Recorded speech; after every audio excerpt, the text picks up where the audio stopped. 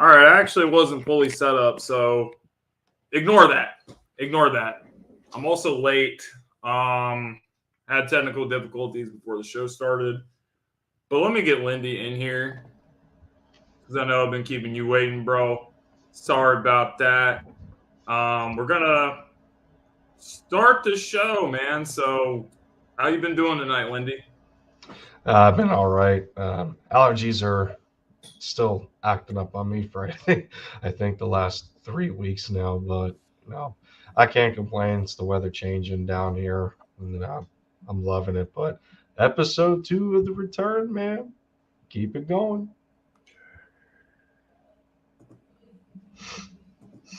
Okay, yeah, I heard what you were saying all about the allergies. Sorry, I had to fix my sound real quick. I'm all over the damn place, but I'm wearing my Philadelphia Eagles Bulldog shirt. Yeah, there you go. Debuting it on the LinkedIn, man. It's actually a pretty cool design. I got this from I don't know if you guys have heard of them, but they're all over social media.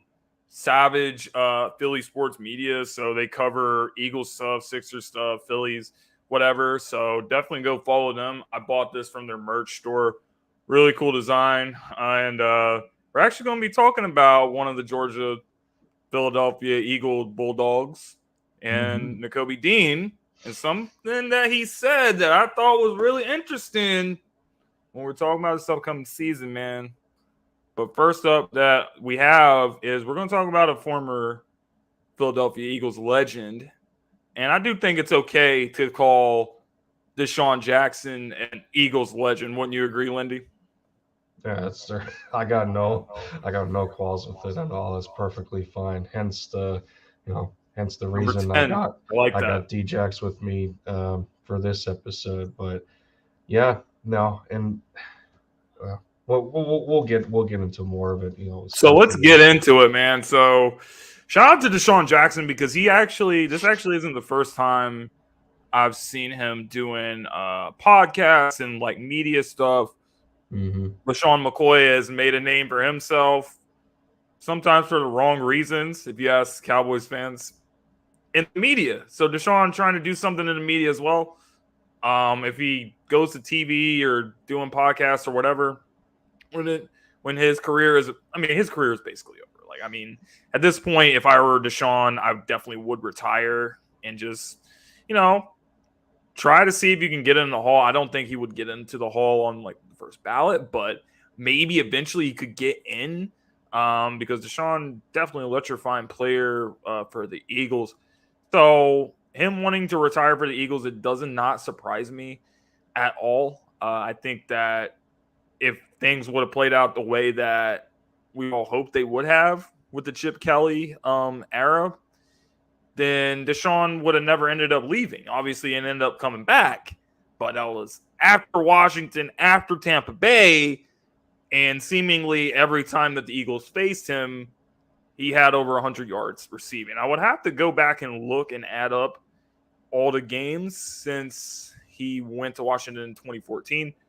And I would have to get back to you on that, but I'm pretty sure if you added all the numbers, that guy might have had like 1,000 yards just in those games against us. And that's bad. But obviously the Chip Kelly thing happened and kind of ruined a great thing that we had going in Philadelphia. And then LaShawn gets traded, Nick gets traded, whole team pretty much gets blown up. So DeSean, I think his heart was always in Philadelphia though, for sure.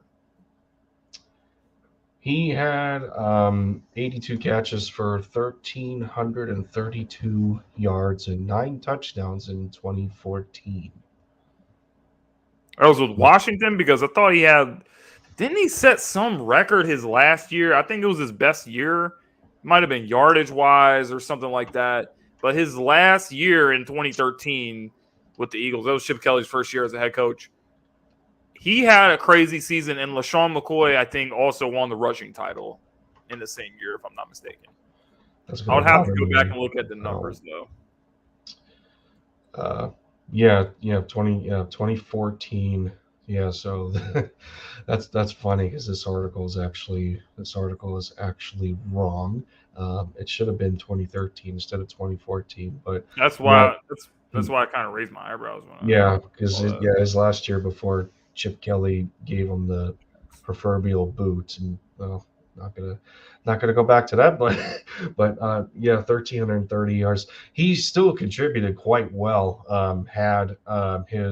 He had one of the highest yards per reception um, total for the Commanders at 20.9. He still had over 1,150 yards for the Commanders at that point. He played 15 So, not games. to cut you off, Lindy, not to cut you off. Sorry about that, but his final season with us, meaning the Eagles, 1,300 yards, 1,332 1332. yards, 9 touchdowns. So That was his that was best his best. season That was his best season by far. of his career. Yep, that was his best one. Pro Bowler, of course. But yep, that was his best year.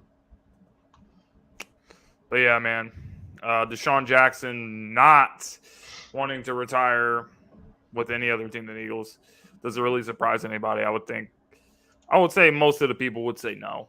So I would not be surprised if when he does hang it up, the Eagles try to arrange something. So I'm very much looking forward to seeing what happens with all of that. But let's get into some current events.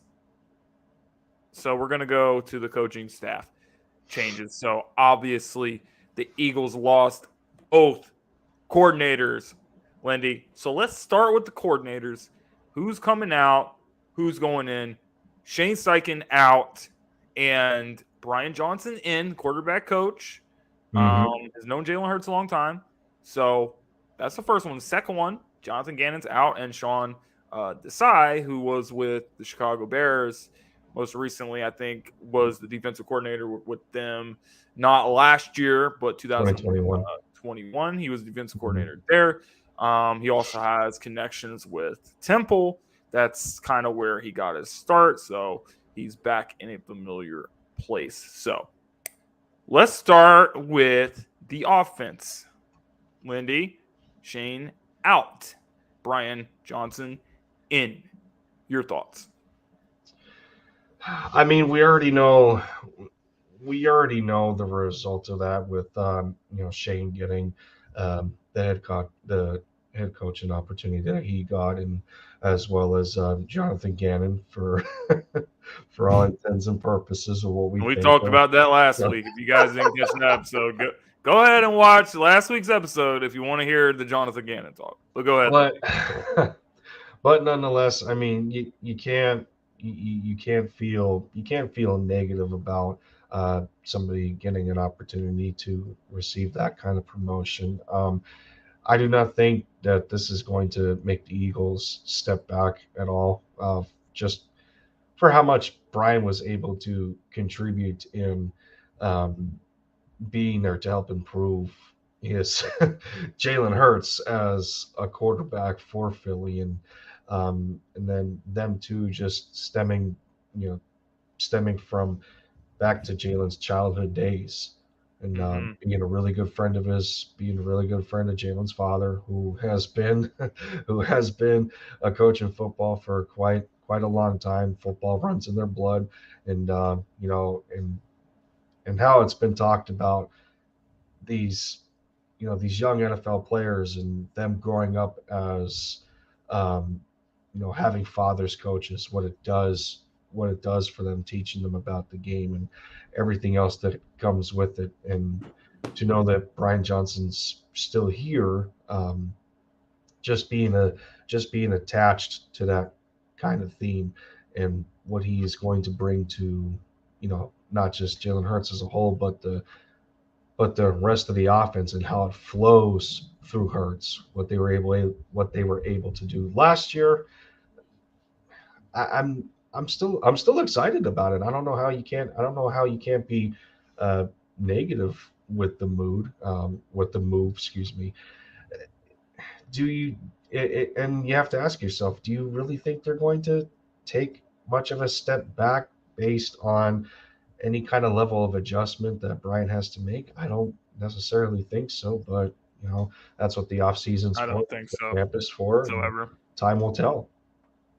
Okay, well, obviously, before I get into anything about Brian Johnson, I just want to say that I'm very happy for Shane Steichen. I think that Shane Yeah, um, did a fantastic job in his time here. I think Shane did a fantastic job coaching this team, and I think that the culmination of him and Nick and Brian and all these guys working together, I think that did play a crucial role in the development of Jalen Hurts. So I think that this is a guy that if the Colts give him the support, if the Colts back him, make the right signings for the team, you draft Anthony Richardson in the first round. He has like an athletic skill set, kind of like Jalen Hurts. So I think that has a lot to do with why the Colts went with Richardson. So if they build around Richardson and they do what they're supposed to do, I actually think Shane Steichen has a chance to really make a name for himself in Indianapolis. So I think he's very much deserving of the opportunity. Unlike, I don't really, when I say that last week that I said Jonathan Gannon, I just don't see him as a guy that can, lead a locker room. I don't see him as head coach material. I think it's the opposite for Shane. I think Shane is head coach material. I think that he can lead a team. I think that he is smart enough, knows the X's and O's. So I think the Colts did a great job with this hire. And he's definitely going to be missed. So let's get into Brian Johnson, though. I could not actually be more happy that the Eagles decided to go ahead and promote him to the offensive coordinator position and not go with some outsiders, because you had a lot of fans and obviously people talking about the offensive coordinator role, and you want to talk, oh, we need to get all these big names, other coordinators in the past, the NFL, that have made names for themselves, bring in this coach and that coach. But I think that this is the best decision they could have made in this regard, because you get a guy that knows Jalen Hurts, who we know before last season, he did not work in the same offense in the NFL or college before, since he was in high school, pretty much. So think about that. I mean, the guy's 2 or 3 years into the league, and different offense every year. Different offense, Oklahoma. Different offensive coordinators with Alabama. You come into the league, Doug Peterson, and you go to Nick Sirianni. So the worst thing they could do is freaking hire someone and tell them, oh, we're going to be running this offense now, blah, blah, blah. Like, no. Brian Johnson knows Jalen Hurts. They've known each other. Their personal relationship is very good, which is great for coach-player chemistry. That's the first thing. And then the other thing is, this guy has been working with Jalen Hurts and has been a part of his development too. So the stuff that he's comfortable with. You know the stuff that he's not really comfortable with and possibly needs to work on and improve. So I think the dynamic of those guys working together, it's going to be really good. I really couldn't be more happy that Brian Johnson is getting an opportunity to be an offensive coordinator. You can also argue at the same time that you can think to yourself, at least at least the poaching stopped there when it comes to the coaching staff, and you bring up Shane Steichen and Jonathan Gannon. At least it stopped there, because we have observed and watched the Eagles from also a front office perspective, and how darn good they are at what they do with that collection of people, and how many promotions slash opportunities that they get elsewhere, and how hard it is to maintain a level of success on that front.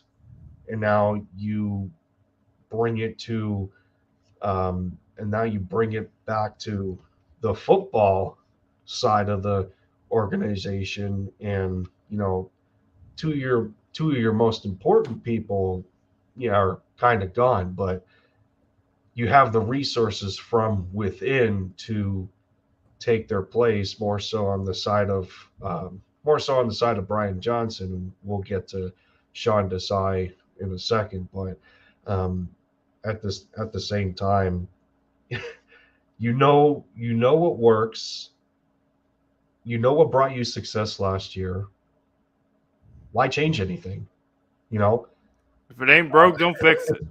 what? Yeah, if it ain't broke, don't fix it. You put up how many points against multiple teams, and um, but now with the schedule the Eagles have for this season, they're gonna be put to the test. So, but yeah, I'm happy for Brian Johnson either way, and you know, this is gonna be another opportunity for him to continue to make a name for himself in the NFL. And now he has that offensive coordinator role on him. To which, to his credit, he did have that though when he was at Florida. He was their offensive coordinator at Florida. So it's not like the position is new to him entirely. It's just different at the NFL level versus the collegiate level. So All right, man. So that is pretty much it for the offense. So, guys, defense, you lose Gannon and you replace him with Sean Desai. Lindy, tell me a little bit about Sean Desai, his background, and what do you think he's going to bring to the Eagles defense? Is it going to be more of the same type of defense? What type of defense do you see us potentially running with Sean Desai running everything? you would have to think, and you would have to think that Desai is another one of those Fangio disciples. He believes in a lot of similar concepts to the way Jonathan Gannon liked to run things last year. But at the same time, you look at his resume, and he's done quite a number of different things um, between the collegiate level for the FBS, and then getting into the NFL and serving 8 years for the Chicago Bears. He goes to the Seahawks, and he ends up being an associate head coach for the defensive side of the football. But I think for this case, we would have to pay a little bit more attention to um, what he did as the defensive coordinator for the Chicago Bears. And while they were, while they were impressive in some spots, that team wasn't that team wasn't very good for some obvious reasons. I think it was one of the last years for Matt Nagy as the head coach. They finished 6-11, just not really much of a competitive force to reckon with. They were okay on the defensive side of the football. You don't like that they gave up 24 points a game, but you do like to see that they were fringe top 10 between third and fourth down conversions, their red zone efficiency, and being 13th in the league that year. That's the kind of stuff that you're going to take. What you're not going to want is inefficiency from an offensive perspective, because then you're just going to continue to put the defense out there on the field. They don't get the proper rest in between, and I Yeah. think that's going to be a huge advantage that Sean Desai is going to have for his second stint as a defensive coordinator for the Eagles this time, to which we were we were number one at one point in offense last year, and then still finished around top two, top three, versus 27th for that Bears offense in 2021. Quite the difference. Well, it did a huge difference, actually. So, Yeah, I yeah, think man. So, my thoughts about Sean Desai coming in. Listen, man, your job's not going to be hard. Don't make your job harder than it has to be. You got so much talent on the team. It's not hard. Jonathan Gannon was obviously way too passive. Um, you know, his defense did not really send pressure all the time. We're able to generate pressure because our guys on the front four are just too good. Son Reddick, he's just too good. Josh Sweat, just way too good. Hargrave, when he was with us, just way too good. Brandon Graham, too good. These guys are just too good to not be able to do it. So the Eagles won a lot with, being able to rush forward. And that's a good thing. Well, there's times, man, that you gotta get after these elite quarterbacks. You might get burned a couple times, but we can live with that. But there's just certain times that you're going to have to send a message to the other quarterback, lay a big hit on him, and let them know what kind of game this is going to be. And I don't think Gannon really did that a lot. And I think that had a impact of why his defenses got exposed from time to time. You know what I mean? So I think that he's got great pieces in the secondary. Got Slay and Bradbury back there, already played a year with each other. Really good stuff last season for them. And then you get Reddick, you get Jordan Davis, you drafted Jalen Carter, Fletcher Cox is still here, Brandon Graham is still here, some experienced veterans in the house. So you got pieces, man. Just use them, and don't just use them to what their strengths are, and don't try to hold them back. If he successfully does that, then I think that that's all we really need from him. Other than that, we got it. The offense over there, they're going to do what they got to do. They're going to make plays. They're going to put points up on the board. You do your thing. They're going to do their thing. This team's going to be very, very good. One of the biggest words that you can use going into this season, and we've seen it last year, is depth. That's what allowed us to win our Super Bowl against the Patriots. That is what has allowed us to be pretty darn competitive on a consistent basis. You take it in the span of a little over half of a decade, the Eagles continuing to be in the playoff hunt, pushing for NFC championship games, Super Bowls here and there. And that's one thing that I do not know if Sean Desai had the privilege of having. Although that 2021 Bears defense did have a good amount of names attached to it. Yes, they only had Khalil Mack for 7 games. He still recorded 6 sacks. He was still a force. That was the year when they still had Roquan Smith at only 24 years old. Alec Ogletree, you got a good duo there in terms of linebackers. Robert Quinn was a Pro Bowler that year, recorded 18.5 sacks. Eddie Jackson at safety. And I can keep going for a little bit. Akeem Hicks, Artie Burns, Danny Trevathan, guys like that. So it doesn't really, you don't really see, or you don't really hear the same level of depth with a defense like that versus what Jonathan Gannon had last year in Philly. And, that's one of the biggest reasons why we were so successful, is because your top guys are consistently making these big impact plays. You're turning the ball over. The offense is doing their thing, taking control of the game. All the tempo is in the winning team's favor. And then that's when you can sometimes lay off the gas, as we seen the Eagles did last year from time to time. The Vikings game, we noticed they did that.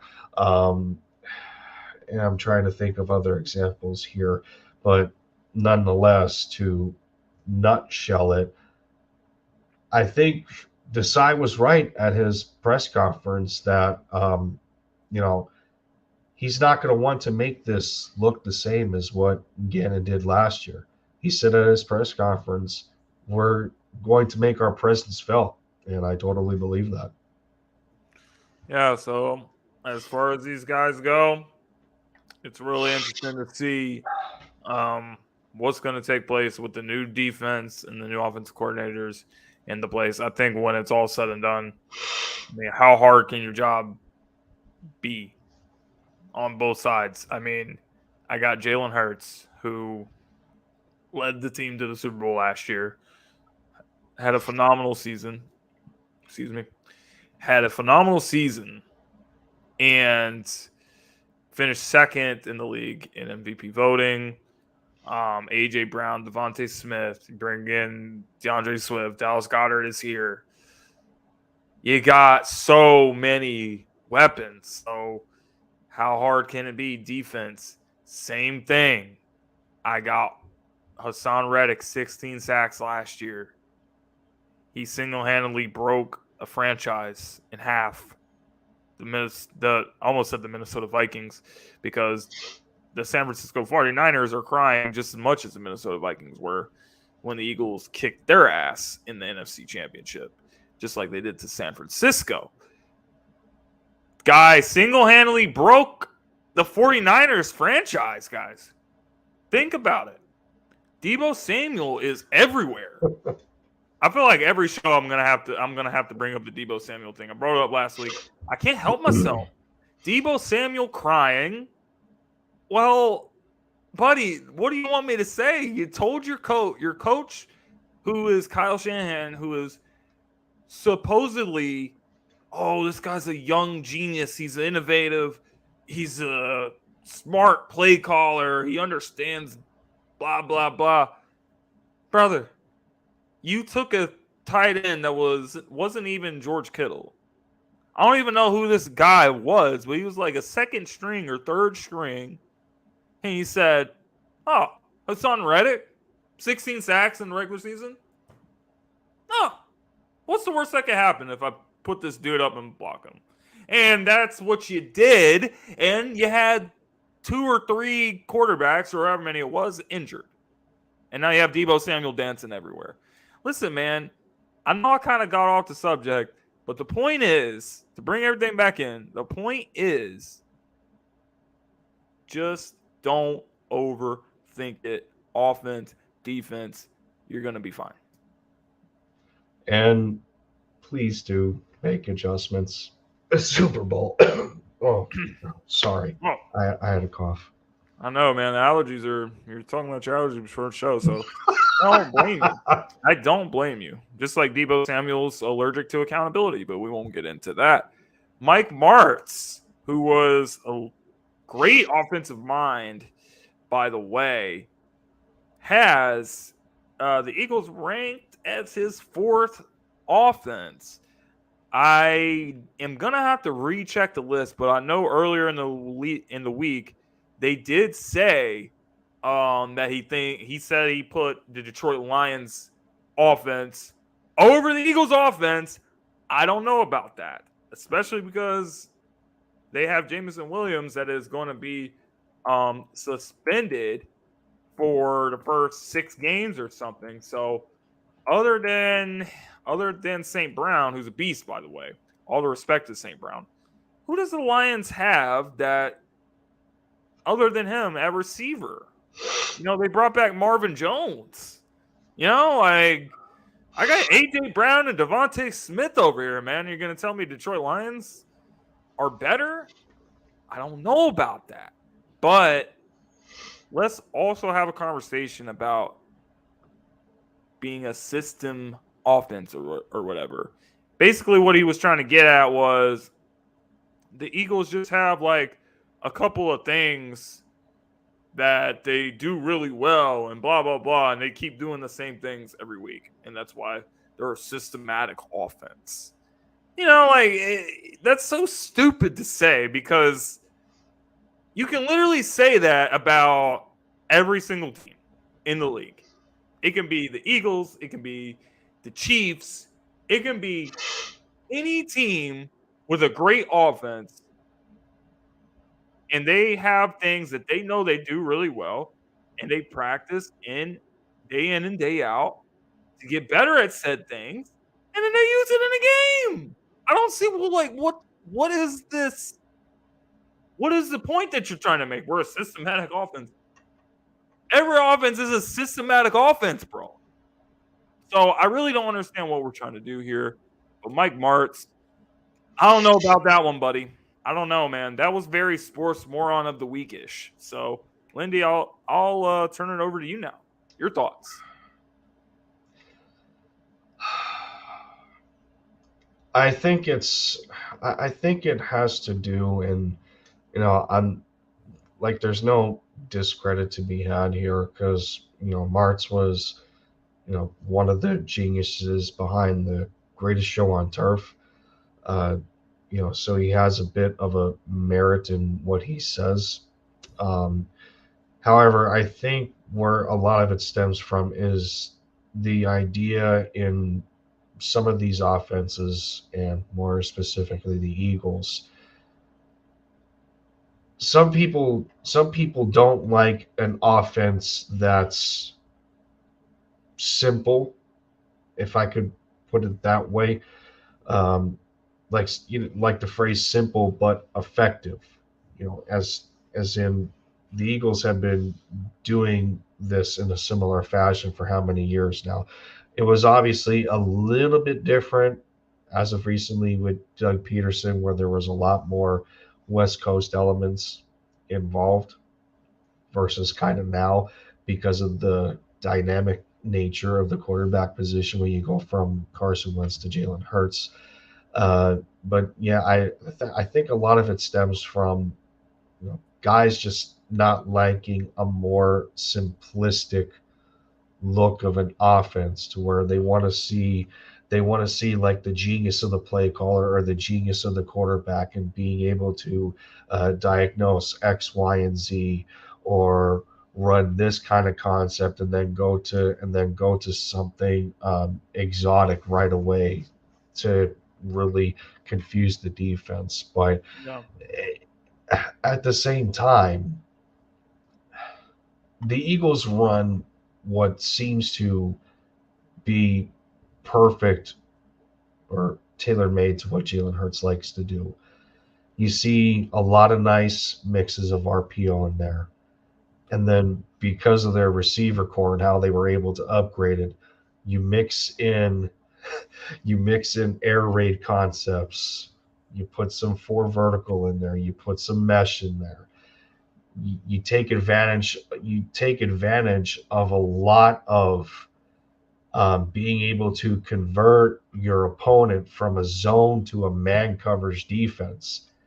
They'll attack the defense with a lot of the ground game because Hurts is a threat as a runner outside of being the quarterback. Then you had Miles Sanders and Kenny Gainwell, Boston Scott, all adding different elements in the run game.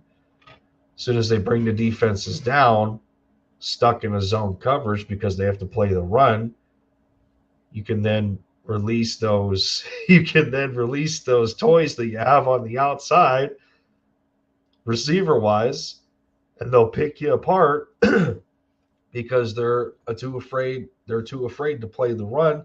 You mix a little bit of the play action in there, and I mean, it's just a simplistic nature that the Eagles are able to take advantage of.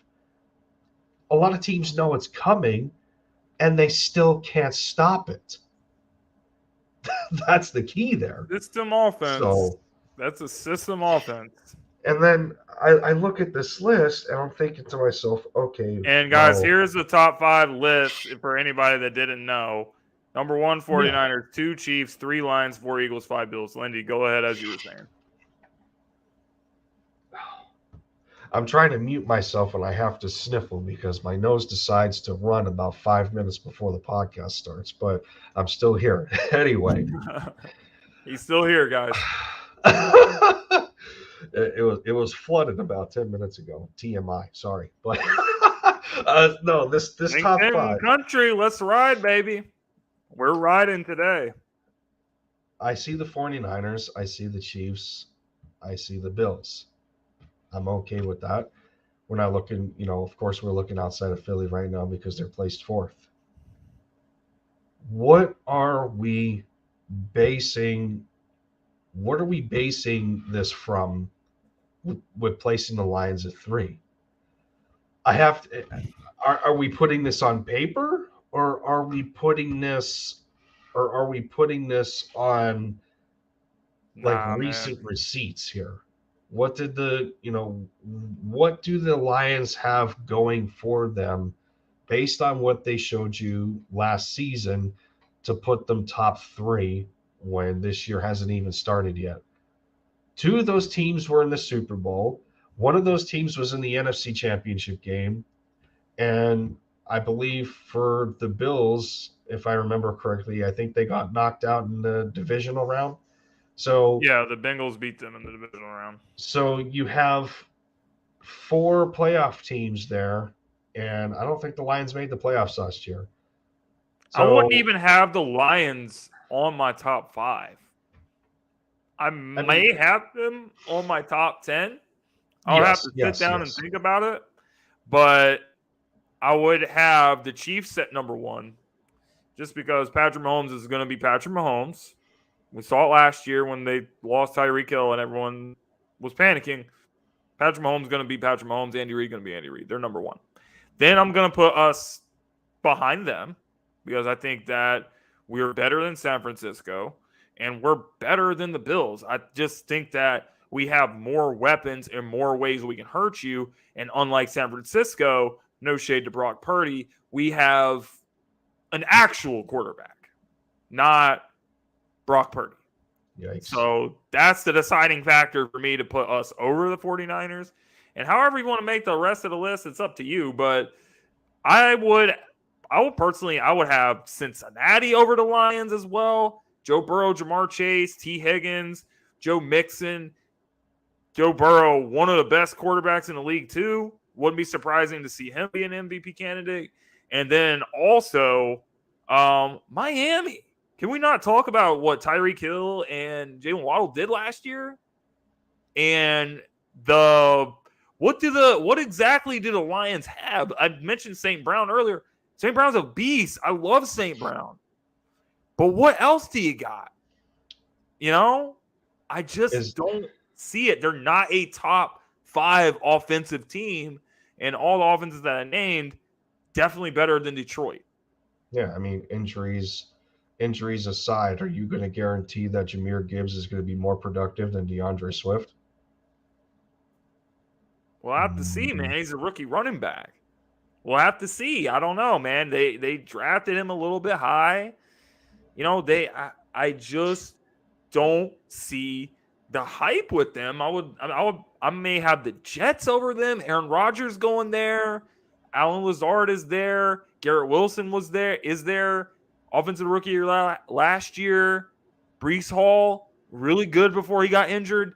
Listen, man, I don't know if the Lions are probably at the backside of my top 10. Probably like 9th or 10th. But they are nowhere near the top 5. So, Mike Martz, I have no idea what you're doing. I don't know if you're just trying to be different, trying to do whatever you got to do to get people talking. But listen, man, the only offense that is better than Philadelphia Eagles is the Kansas City Chiefs. That's all I have to say about that. And he also disrespected Cincinnati and Miami, I think. So you may want to rethink about the list. That's all I have to say, bro. I mean, I think the Lions have the potential to get there. You look at what they did last year. Jared Goff recorded one of his best seasons for his career, throwing over 4,400 yards, completion percentage of 65. His QBR was still above average at a 61, I think about 5 points below Jalen Hurts, only throwing 7 interceptions and 29 touchdowns. I mean, this was a team that was able to put up 45 points against Seattle. They put up 40 in a blowout against Jacksonville. Take of that what you will. They scored 34 on the Minnesota Vikings, 41 against the Bears. So I mean, they're there offensively. Offensively, they're there. I think it's going to be I think it's just going to be a defensive struggle for them. Um, you're not going to be a consistent playoff contender when you're fourth worst in the league in points allowed. So that stuff they'll have to clean up. But I mean, they were top five last year in points scored. So um, on average, so you give credit where credit is due. But to already vault them to third going into this coming season, Mike Martz is tripping, man. it's not there quite yet. Let's see what they do on the field first, and everything else. Um, but yeah, there's that. Okay, we There's got that. a couple minutes left in the show. So let's talk about my man, Nakobe Dean. Very excited for Nakobe Dean. Probably is going to be one of the starting linebackers this season. Didn't get a lot of playing time last year, but when he did, he kind of showed you some of the things that he can do. I remember the Titans game. This guy was everywhere. He got a lot more snaps in that game because the Titans were getting their ass kicked in the game that AJ Brown destroyed them. And apparently after the season, AJ Brown did a podcast and he revealed that he basically knew everything that the Titans defenses was trying to run, and that's why he got cooked. But anyway, or that's why that got cooked. But that's neither here nor there. Nakobe Dean says we don't look at it like we have a target on our back. We look at it like we're over here trying to hunt. Listen, man, this does not surprise me at all. The team came so close last year to winning the Super Bowl, had such a great season. And obviously that penalty at the end of the game, we'll never know if Jalen Hurts got the ball back with like a minute and something left. Who knows what could happen? But I think the team is past that. I think they are focused on we want to get back to the Super Bowl and we want to win that thing. That's exactly what I think is going through the mind. I think the Eagles have established the culture that has accountability, and these guys are just hungry. Everyone sees Jalen Hurts in the building every single day, trying to work, trying to get back, trying to get better. Listen, everyone wants to get back, and everyone wants another chance to bring that thing home. So people can say target on the back, whatever. Like, I don't think that any of the players care about that. They're focused on we are wanting to get back. If you guys are focused on us, whatever, I think that they will handle it. And it's not really going to affect much. In fact, that might even help them if they have a target on their back because everyone give me your best shot. Give me your best shot. It's not going to stop me from getting back to the Super Bowl. That's my whole thoughts on Nakobe Dean saying this stuff. Lindy, what do you think? I already know. I already know the naysayers have come in and they're picking this quote apart and they're telling him, "Well, how are you going to say this when you contributed to barely anything last year and blah blah blah." I already know Those are that's probably exactly people what that never played a sport in their life, but go ahead. I already know that's been said, but no, I mean, Nakobe's absolutely right about this, and um, it's only fair. It's only fair for him to maintain that dog mentality and the championship teams that he was a part of at Georgia with his running mate and Jordan Davis, and then Nolan Smith and Jalen Carter and Keely Ringo bring in, and you got a whole big gang The of whole Philly Georgia dogs squad in the just ready to house. pounce. Um, I think the proverbial target on our back is there's a bit of an agreement there if you're going to look at it from an NFC perspective. Um, you know, hence the San Francisco 49ers, of course. 40 But Winus. hence them. Yeah, they're gonna have. I think they're gonna have a target on their back with some teams, but when you were one of the offensive juggernauts in the NFL last year, you're going to look to hunt down your prey yet again, meaning anyone that's going to stand in your way from getting back to the Super Bowl. So it makes perfect sense for him to say something like that. And it's important to maintain that type of mentality and say Dog mentality. just because we lost the big game last year doesn't mean we're standing down whatsoever and giving somebody else a chance. These are all competitive athletes at the end of the day, and you can say rig this and rig that all you want. But these kids coming from the collegiate level to the NFL, they still share that hunger of wanting a championship. And the Eagles have done a good job in building a group of kids and veterans that are that are all hungry for that They Lombardi want that trophy. thing, man. So we'll have to see, guys, how this season is going to play out. It is only the middle of May. There is a long time to go until week 1 against the New England Patriots. So OTAs, training camp, all sorts of stuff that's going to happen before then. We will see what's going to happen with the team. Yep. We will keep you guys updated, everything. Lindy, before we Next. close out, anywhere the people can find you. I'm mostly found on Twitter anymore. Although I have been getting told as of late, people telling me if you're back on a podcast, you should start making content again on your channel, man. Like, come on, let's go. So I have been entertaining the thought. It's just a means of putting things back together. We'll see what happens. We'll see what happens, guys. I would keep your eyes open. You never want to know what LinkedIn Nation is going to do. You never know what I'm going to be doing. You never know what this guy's going to be doing. So make sure you guys keep an eye out for that. Go follow Lindy on Twitter.